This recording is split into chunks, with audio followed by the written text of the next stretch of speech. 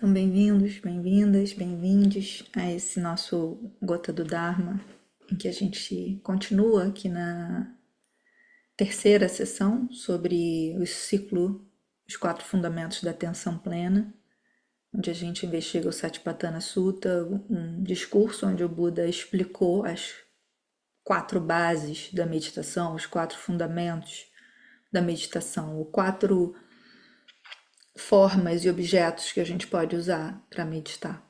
Então, a gente teve a primeira sessão, falamos do corpo, da respiração, depois falamos dos elementos do corpo, água, ar, terra e fogo, que a gente vê dentro e fora. Falamos um pouco da finitude desses elementos também podendo se decompor depois de uma vida, né? E agora entramos no campo das sensações, no campo onde o Buda vai nos convidar a navegar nas nossas sensações. E primeiro entender o que são sensações, como olhar para as sensações, o que pode nos pegar nessa contemplação de sensações, digamos assim, os nossos padrões, né, de olhar a sensação como mim, meu eu controlo, só quero o agradável.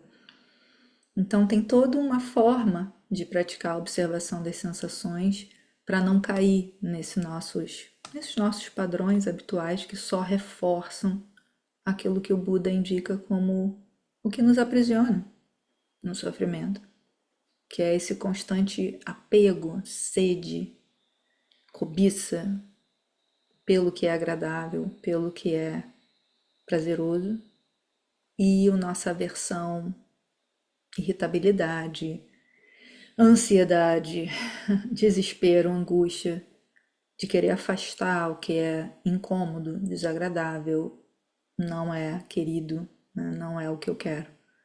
Então, aprender sobre esses impulsos relacionais em relação às sensações e com isso aos objetos, porque os objetos também nos causam sensações, nos provocam sensações, estímulos. E aí, objetos, a gente entra com uma esfera enorme, né, de possibilidades, pessoas, ambientes, locais, crenças, né? Tudo que é fenômeno pode nos provocar sensações. Então, para que a gente possa começar um pouquinho isso, acho que eu. Agora sim. A gente pode começar com esse convite, né, que o Buda faz, observar a vida através das sensações. Então, ele primeiro sugere observar a respiração, observar os elementos do corpo, observar a finitude, agora ele vai convidar a observar as sensações. E as sensações, em geral, a gente observa elas dentro do campo do corpo e dos sentidos, né? Tem sensações na mente também, claro, quando a mente está mais agitada, a mente está mais triste, mais sonolenta. Mas isso o Buda escolheu explicar no outro fundamento, quando ele vai falar de mente. Aí ele vai explicar exatamente como lidar com essa observação da mente e das formações mentais, estados mentais, incluindo os obstáculos ali também, né? Aquilo que ativa, incomoda, obstrui a mente. Então, aqui, quando a gente fala de sensações, a gente vai falar mais de sensações corporais, somáticas, dos sentidos, né? Então, a gente vai estar muito atento que ao longo do dia a gente vive uma experiência atrás da outra, muito rápido, né? Só que a gente está vivendo a experiência de estar sentado, talvez, estar olhando alguém falar, estar ouvindo o som, estar sentindo a roupa no corpo, estar sentindo algum cheiro, ou ausência de cheiro, né? Estar sentindo a sua parte interna do corpo, a boca, talvez algum movimento ali na digestão. Então tem muitas coisas acontecendo, é ininterrupto esse campo da experiência. E é muito normal que a gente não vai ter consciência de tudo, e nem é essa a proposta, né? Mas que saber que cada sensação deixa uma marca. De repente, se eu começo a falar com uma voz assim, um tom assim, né? A sensação sonora em vocês vai ser diferente, né? E também se eu começo a falar assim, né? Talvez, nossa, vai dar um sono, né? Então, o estímulo, seja ele qual for, ele vai, de alguma forma, ressoar, né? Criar algum impacto nesse sistema biológico que sente, observa. E Vedana, essa palavra em Pali, sensação, ela é descrita no Satipatthana, né? O Buda diz: ele conhece uma sensação agradável como uma sensação agradável, uma sensação desagradável como uma sensação desagradável, uma sensação nem agradável nem desagradável como tal, a neutra. Então, no Majjhima Nikaya 10, que é esse texto chamado Satipatthana Sutta, que eu recomendo que todos vocês leiam, acho que muitos aqui já estudam, já leram esse texto com atenção. O Buda vai falando nessa forma. Ele reconhece, e aqui ele, ela, né? A gente pode incluir, né? Mas ele reconhece uma coisa como ela é. Então o Buda não está falando, ele reconhece uma sensação como agradável e fica encantado por ela e quer repetir a sensação agradável. Não, ele reconhece como uma sensação. E nisso ele está chamando para reconhecer a tonalidade, né? Se essa sensação ela se enquadra num agradável, num desagradável ou neutro. E aí, por que que ele fica tão nesse label, né? Nesse rotular, nomear, saber o que está acontecendo, enquanto está acontecendo? Porque se a gente conhece um pouco mais o ensinamento do Buda, a gente vai saber que ele fala o tempo inteiro sobre desejo, aversão, impulso. Ele fala sobre reatividade.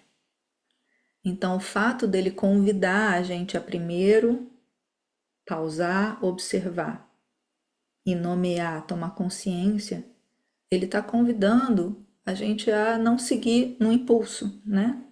Naquele padrão que é um padrão natural da mente, um sankhara, um hábito mental, de sentir e reagir, sentir e reagir. Então ele está convidando para esse espaço antes de qualquer reação. Ele está convidando para sair de um automatismo. E aí, de novo, isso é a minha visão aqui, humilde, de alguém que conhece o Satipatthana e fez práticas e aprendeu com diversos professores, mas que cada um vai ter a sua visão, tá? Isso é um. Tô tentando trazer o que mais me toca no Satipatthana. Por que que eu fico encantada com o Satipatthana e tenho ele como a minha base de meditação diária? Então, Vedana não é pensamento, emoção, né? Sensação é sensação. É um tom primário de experiência, é uma tonalidade bem básica, né, da experiência. Então, é essa mão, se você experimentar tocar na sua própria mão, né? A sensação é quando a consciência percebe esse toque, né? E, e talvez ele não seja agradável, né? Como, sei lá, o calor do sol que toca a sua pele, ou uma memória gostosa que você lembra e vem um sorriso, né? E aí vem uma sensação física agradável, um calorzinho no coração, ou talvez uma dor nas costas, né? Que é uma coisa mais intensa, ou uma crítica que você ouve, na hora você sente uma tensão muscular, né? Uma sensação neutra está aqui sentado agora, sem chamar atenção, sem ter nenhuma sensação intensa, né? Então, eu penso que numa vida que é muito estimulante, talvez seja difícil a gente notar nossas sensações. Não sei se é assim para vocês. Se quando vocês estão muito recebendo informações de vários meios, usando várias tecnologias, cuidando de criança, cuidando de idosos, ou cuidando das tarefas de casa, se vocês notam que a sua capacidade de perceber a sensação, como é que eu estou agora? O que eu estou sentindo agora? E agora quando eu boto a mão no meu coração, eu sinto o batimento dele, né? Então, é uma sensação. Não é agradável nem desagradável, é neutro. Mas é muito interessante que a gente possa se perguntar que tipo de vida e de ritmo eu tenho levado, né? E se é possível eu perceber sensações corporais no corpo físico, sensações mentais que vêm de pensamentos e lembranças, sensações condicionadas pela por uma atenção mais meditativa. Quando eu medito, eu consigo perceber algumas sensações que surgem quando eu entro em estados de uma maior absorção, concentração, que ali também tem sensações agradáveis, desagradáveis e neutras. Então, o Bikubojo, ele fala que, num dos livros dele, né, é como contato, como condição, que a sensação surge.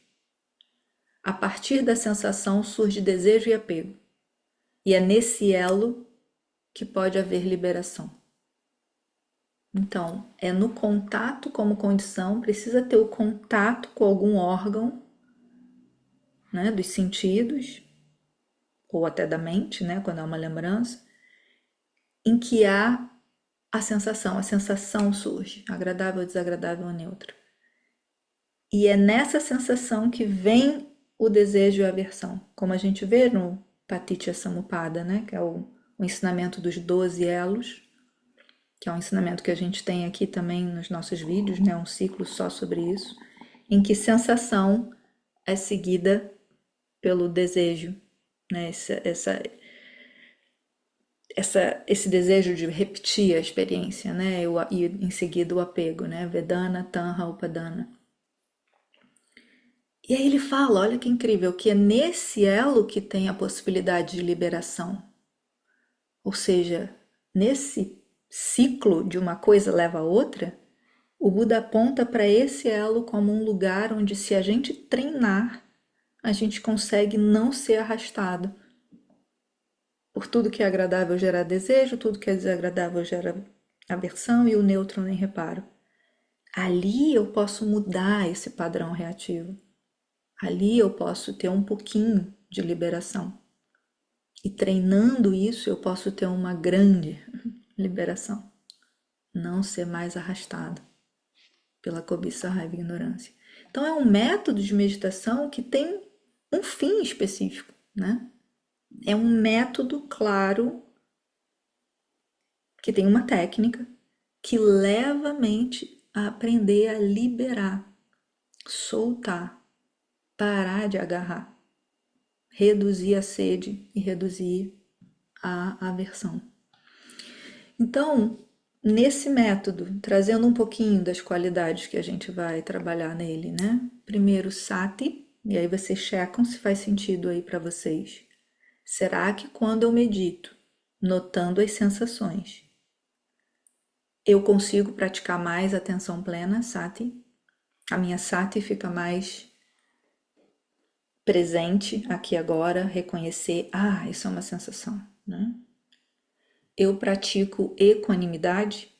Será que eu pratico uma capacidade de equilíbrio, né? De não estar só no prazer, só na dor, só na fuga, só no ai meu Deus, como é que eu garanto, né? O que eu quero, como é que eu fujo do que eu não quero? Equanimidade. Será que eu pratico isso? Essa capacidade de uma resiliência, de até acolher o desagradável e ver uma coisa muito agradável e poder deixar ela ir, né? Sem ser o tempo inteiro seduzido, né? Terceira, investigação, né, Dhammavichaya, que é um dos nossos 7 fatores, né? Esses todos aqui são 7 fatores que a gente está voltando, né? Quando eu não tento controlar as sensações o tempo inteiro e eu observo que elas surgem e passam com clareza, com gentileza, será que eu estou conseguindo investigar melhor a minha mente? Ai, olha como a minha mente fica louca quando vê essa comida. Olha como a minha mente fica eufórica quando vem esse convite de gratificação, né? Olha como a minha mente ficou desesperada quando ficou sem telefone aqui, sem internet por 12 horas, né? Perceber a mente. E por último, ver as 3 características. Então, né, a importância de que todas as práticas que o Buda ensina, seja corpo, sensações, olhar para a mente e olhar para os fenômenos, para os dhammas, por trás dela ele está dizendo, olha para isso, vendo que isso é impermanente, isso está mudando. Eu estava com uma coceira aqui na bochecha, na meditação. Aí uma hora deu uma pontada num dente. Aí numa outra hora veio um som do trator. Então o tempo inteiro mudando, né? É insatisfatório, vai ter o elemento dukkha, vai ter algum tipo de sofrimento nas sensações. As agradáveis mudam, as desagradáveis voltam, às vezes pioram. Então saber que a insatisfatoriedade faz parte da vida. E o terceiro, não eu. Não existe um eu, né, essa visão de anatta, que vai capturar a sensação, é minha sensação. Eu posso mudar isso, eu vou controlar. É um processo. Não depende só de mim, né? Então, terminando aqui, o Analayo, ele fala que, Venerável Analayo, ele fala que a prática de Vedanupassana é uma arte de se observar, de observar o que se sente, sem confundir-se com o sentir.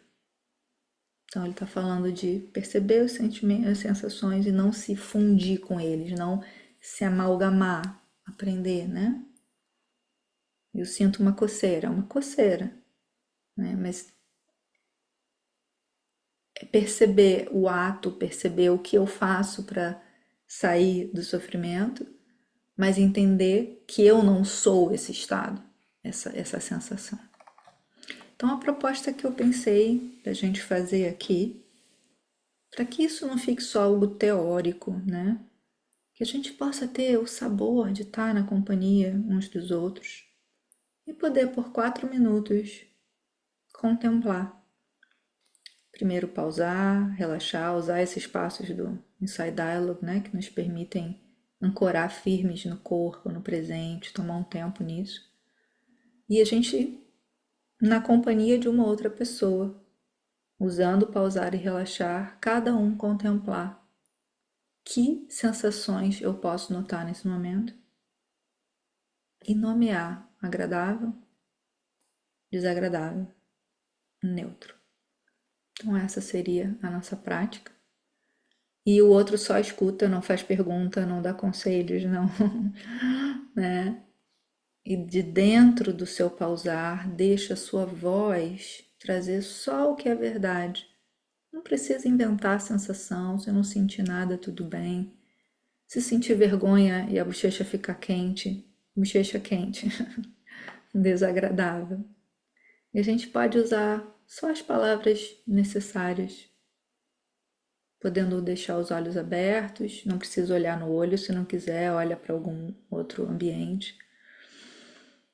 E a ideia é que a gente possa observar como é que é ouvir e como é que é falar os nossos 4 minutos. Pode ser? Eu vou então parar aqui a nossa gravação e a gente volta depois. Então, nós terminamos a nossa prática e eu passo aqui só para deixar um recadinho final, né? A gente geralmente não grava a partilha final, onde a gente traz os frutos do que a gente vivenciou na sala, nas salas em dupla. E é bonito de ver que quando a gente volta para a sala e as pessoas partilham, é possível ver muito claro essas 3 bases do diálogo consciente ou do Insight Dialogue presentes, né?